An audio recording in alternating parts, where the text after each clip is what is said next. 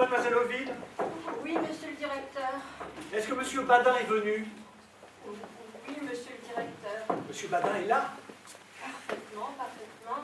Oh, réfléchissez à ce que vous dites. Je vous demande si monsieur Badin, l'expéditionnaire du 3e bureau, est à son poste, oui ou non? Oui, bien. Ah, ça, mademoiselle Ovide. Vous avez bu? Moi? Allons, avouez la vérité, je ne vous dirai rien pour cette fois. Oh, monsieur le directeur, j'ai bu juste un verre de coco, c'est tout. La présence de monsieur Badin au ministère constitue un tel phénomène, une telle anomalie. Enfin, nous allons bien voir. Allez me chercher monsieur Badin. J'y vais.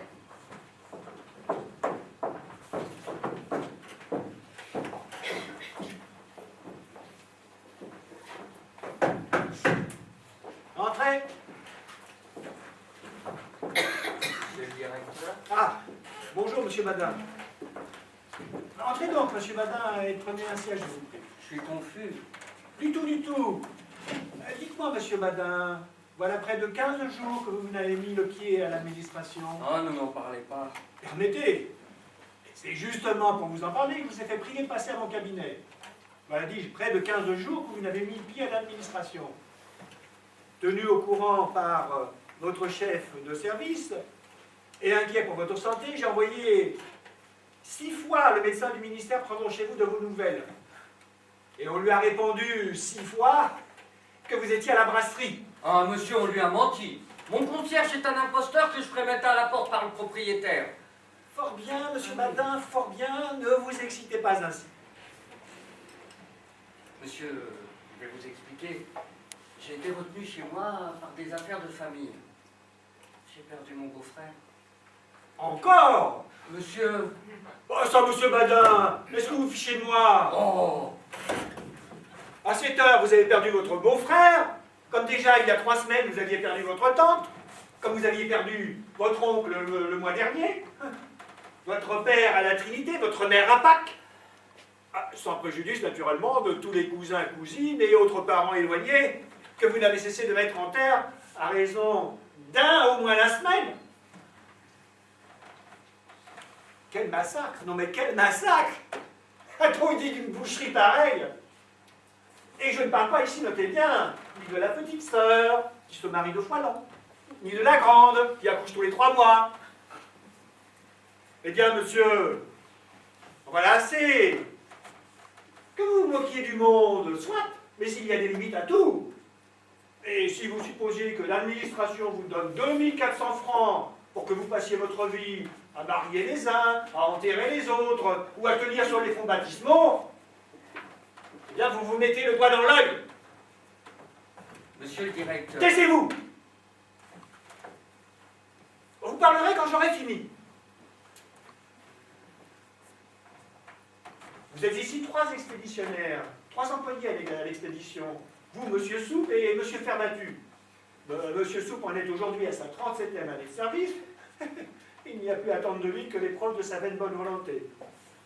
Quant à monsieur Fermatu, c'est bien simple, il place des huiles en province. Alors quoi? Car voilà pourtant où nous en sommes. Il est inutile de penser que sur 3 expéditionnaires, l'un soit gâteux, le second voyageur de commerce, et le 3e à l'enterrement du jour de l'an jusqu'à la Saint-Sylvestre. Et naïvement, vous êtes fait à l'idée que les choses pouvaient continuer de ce train. Eh bien non, monsieur, 100 fois non! J'en suis là, moi, des enterrements, des mariages et des baptêmes. Désormais, c'est de 2 choses l'une. La présence ou la démission. Si c'est la démission, je l'accepte à l'instant même. Est-ce clair? Et si c'est le contraire, eh bien vous me ferez le plaisir d'être ici chaque jour, sur les coups de 10 heures, et ceci à partir de demain. Et j'ajoute que le jour où la fatalité, cette fatalité odieuse qui nous poursuit, semble se faire un jeu de vous persécuter, viendra vous frapper à nouveau dans vos affections de famille, eh bien je vous balancerai, moi, est-ce clair? Monsieur, façon dont vous me parlez, je vois bien que vous n'êtes pas content. Allons donc. Mais vous vous trompez, je suis fort satisfait, au contraire. Vous raillez? Oh, moi, monsieur Badin, que je suis une âme si traîtresse, qu'un si lâche dessein. Si, monsieur, vous raillez. Vous êtes comme tous ces imbéciles qui trouvent plaisant de me taper sur le ventre en m'appelant employé pour rire. Pour rire. Dieu vous garde, monsieur, de vivre jamais un quart d'heure de ma vie d'employé pour rire. Pourquoi cela?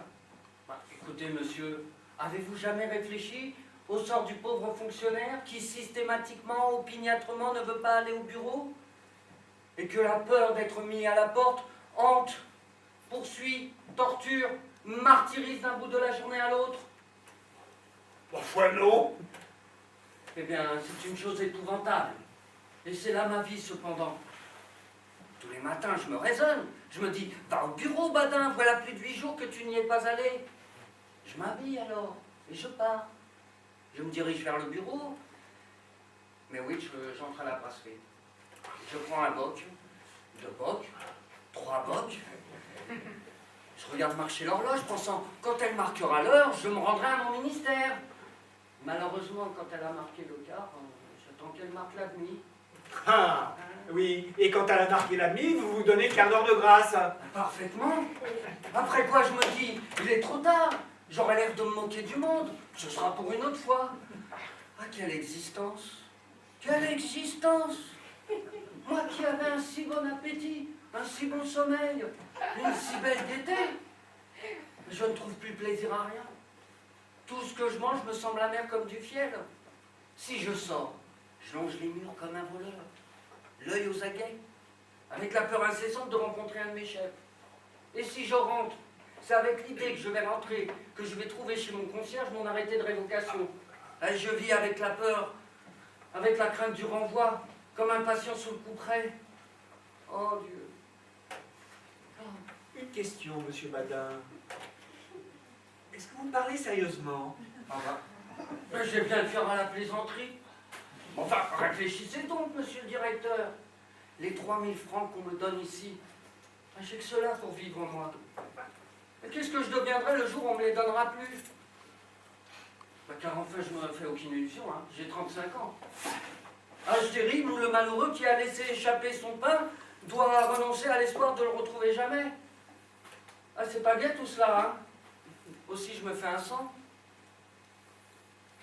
Monsieur, j'ai maigri de 20 livres depuis que je ne suis jamais au ministère.